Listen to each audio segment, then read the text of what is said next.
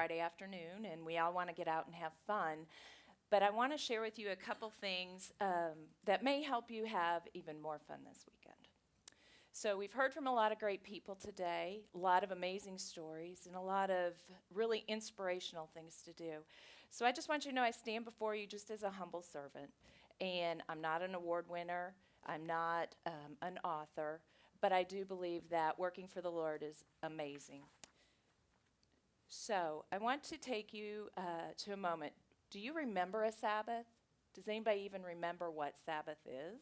Some of us, I had to look it up. I work for the church, and I still wanted to look it up. When's the last time that a physician asked you how you were doing spiritually? Have you gone? How many have gone for your annual exam? Got your physical checkup? Did anybody say, stick out your tongue, let me see how your spirit's doing? So let's see if this works. Oh, yes, I got the button. So what is Sabbath? Generally speaking, it's a day of worship or rest. It doesn't have to be any specific day. It's your personal choice. But we want to look to where it comes from. Traditionally, the Jewish faith looks at it from sunset Friday to sunset on Saturday. Most Christian traditions look at it on Sunday. And other faith traditions also look at Sabbath. It goes as far back as the Babylonians. I looked this up. They follow a lunar calendar. So they would recognize Sabbath on the 7th, the 14th, the 21st, and the 28th. Sound familiar to our week? So I looked even further, and Sabbath has been around since the beginning of time. In the creation, in Genesis, God took a break on the seventh day. And for all of us, we're healthcare workers, we're workaholics. We got to work on Sunday afternoon to get things going for the next week. God took a rest. Do you think we need a rest? I know I can't go stronger than God, so I need a rest. Then I think God took a look and said, hey, you guys, I don't think you heard me at the beginning. Take a day of rest. So he made it a rule. So we find it again in Exodus in the Ten Commandments. So I want you to take a moment, think back to your childhood. Think back, what did your Saturday or Sunday look like? What did you do? What did your mom and dad do? I think back to mine, and we would get up. We would go to church and Sunday school. My parents were always the last one to leave because they were always visiting with their friends. And we'd get home, and my mom would have a Sunday roast in the oven. I can still smell that to this day. Then in the afternoon, I know my parents made us all take a nap for their own personal break. But my dad would read the newspaper. Then, after everybody had rested, we would go visit Grandma and Grandpa, a day of rest. Now I want you to think back to the month of April, 2013. What did your Sunday look like? Mine, running around to sports activities, grocery shopping, got to eat for the week, and the dreaded laundry. How many do you laundry on Sunday so you can wear something on Monday? I've done that too many times. So now I would like to take a moment to show you a little video from YouTube. I want you to think about what might be able to help you change your Sunday or your Sabbath.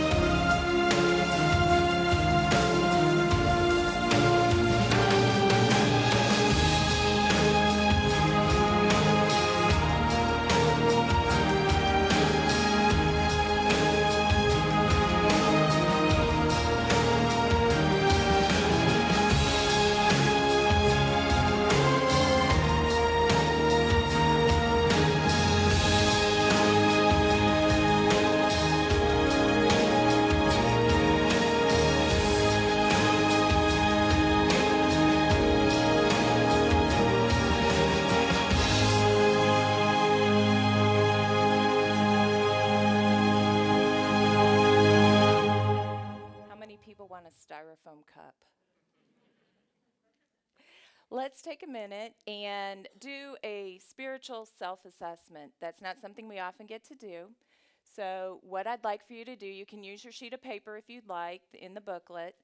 I'll read through these and score yourself. 5 being I do this often, 1 being wow, I never thought of that, or I haven't done that in forever. So first, do you make time for reflection? How about spending some time in nature? Have you found a spiritual connection or community? Are you open to inspiration? Do you cherish your own optimism and hope? Are you aware of the non-material aspects in your life? Do you try at times not to be in charge or the expert? We're all healthcare workers. When's the last time you volunteered not to know? That's the last one. Are you open to not knowing?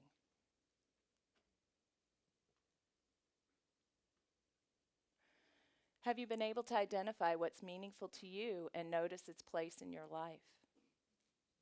Take a personal inventory. Do you meditate? How about prayer?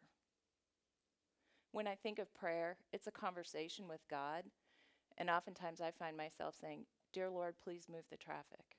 Dear Lord, please help me get there. Dear Lord, please make this conversation end." Do I take time to listen to what God answers back to me? Prayer is a give and take. It's a conversation. Do you take time to sing? We all got a chance today, so that was great. When you're stuck in that traffic, roll down your windows, do the seat dance, turn up the radio, and start singing. Think about how that'll impact everybody around you, too. And then traffic doesn't feel so bad. Do you spend time with children? Maybe not your own, maybe the neighbor children.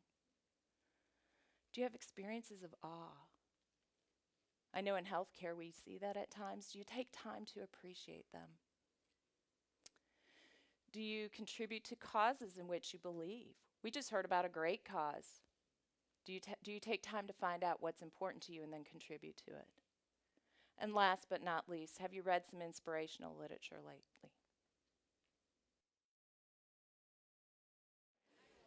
Did anybody come up with anything they want to share with the group? I like how the other speakers did it. Someone in this section, what's one thing you want to do this weekend to experience the Sabbath again in your life?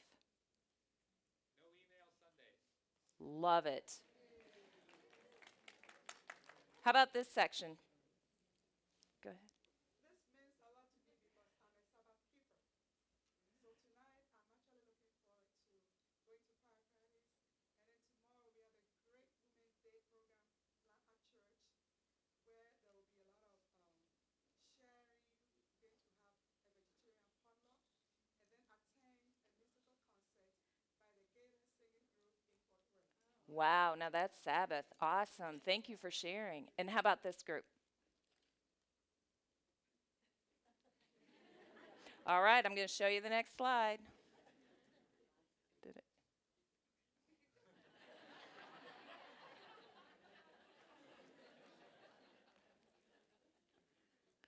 All right. I'd like to leave you with this one thought. Care for yourself as you would care for others, and don't forget the Sabbath. Thank you.